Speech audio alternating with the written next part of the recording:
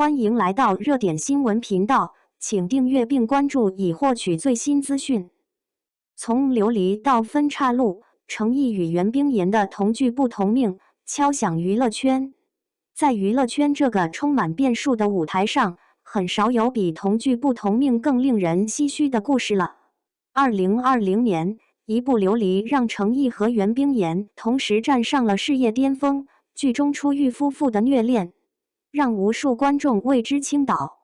然而5年后的今天，两人的发展轨迹却呈现出天壤之别。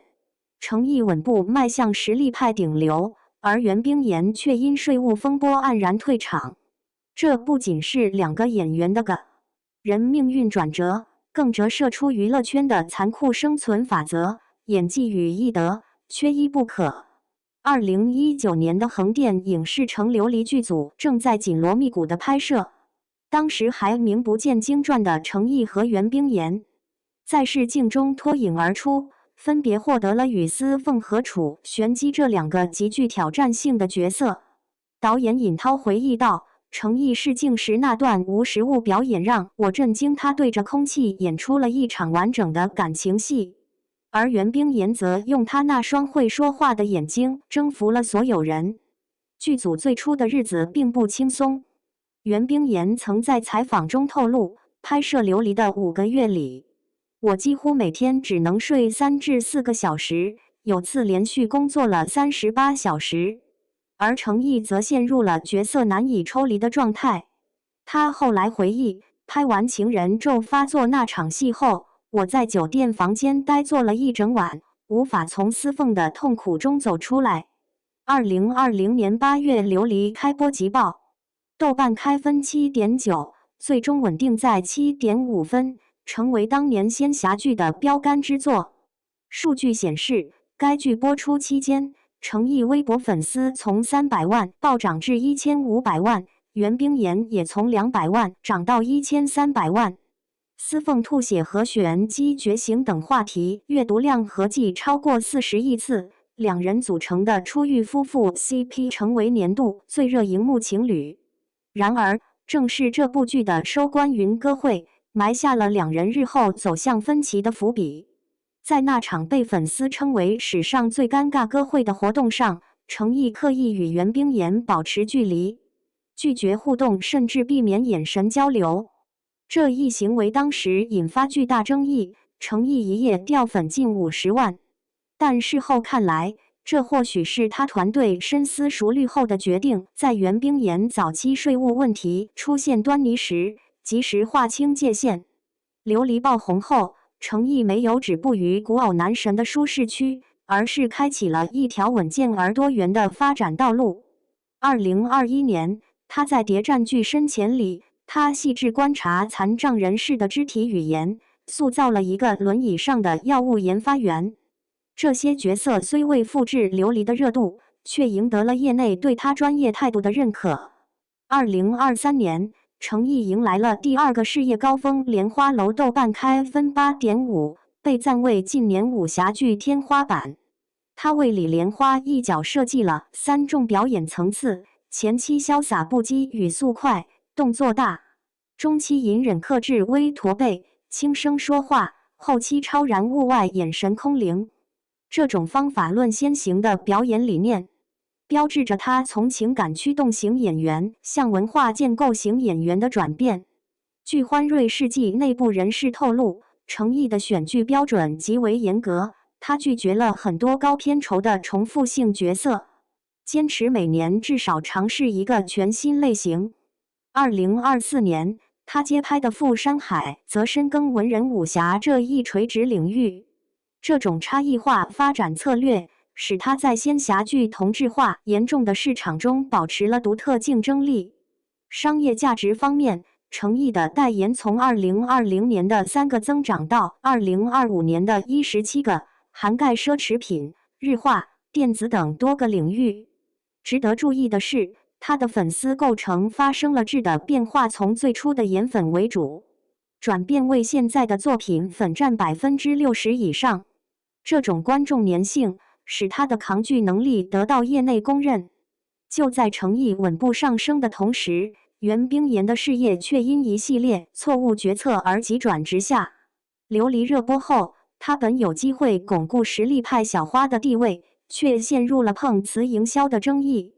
多次被指模仿赵丽颖的造型风格，从花千骨的古代闺秀形象，相似度极高的妆造引发网友群嘲。更大的危机在2022年7月爆发。袁冰妍关联公司重庆丽妍文化传媒有限公司因偷漏税被罚97.8万元。税务部门调查显示，2019年至2021年间，该公司以企业资金为股东本人支付与企业生产、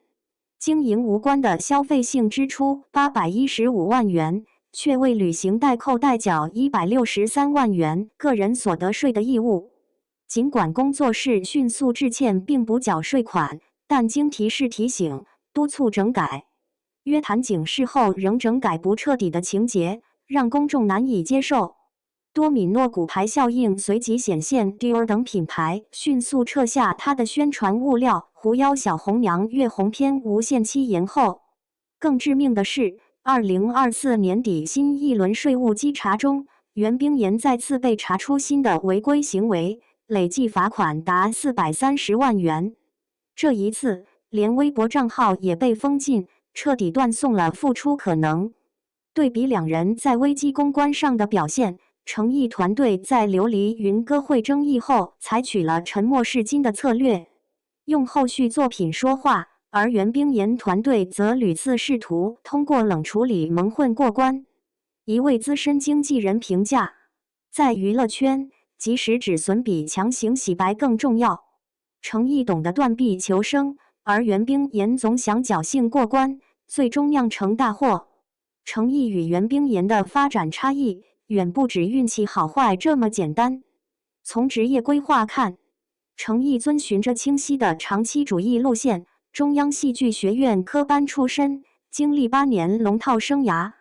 爆红后仍坚持角色服务论，拒绝被流量绑架。而袁冰妍虽毕业于上戏，却始终缺乏系统规划，曾在采访中承认，我常被眼前的机会吸引，而忽略长远发展。在专业态度上，两人的对比更为鲜明。诚毅以献技式表演著称，琉璃中哭到缺氧，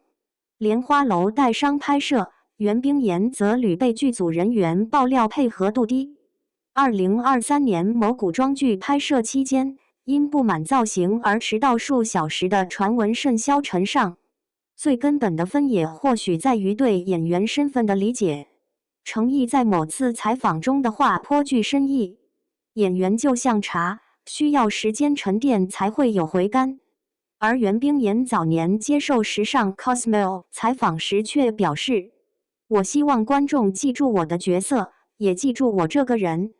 这种对个人知名度的执着，最终可能误导了他的职业选择。2025年的东京国际电影节红毯上，作为评审团成员的诚毅与复出试水的袁冰妍短暂同框。媒体捕捉到的画面里，诚毅礼貌性点头后快步离开，而袁冰妍的笑容中带着几分勉强。这一刻，仿佛是他们职业生涯的隐喻，曾经并肩的伙伴，如今已隔着一道看不见的鸿沟。回望两人的发展轨迹，诚毅的成功印证了演艺圈的竹子定律：前4年只能长3厘米，第5年开始每天长30厘米。而袁冰妍的坠落则警示着，在监管趋严的娱乐行业，亦得以成为比演技更基本的入场券。或许正如网友的评论，娱乐圈没有永远的 CP， 只有永远的作品。当聚光灯熄灭后，能留下的是角色而非八卦，是专业而非流量。在这个意义上，诚毅与袁冰妍的故事值得每个从业者深思。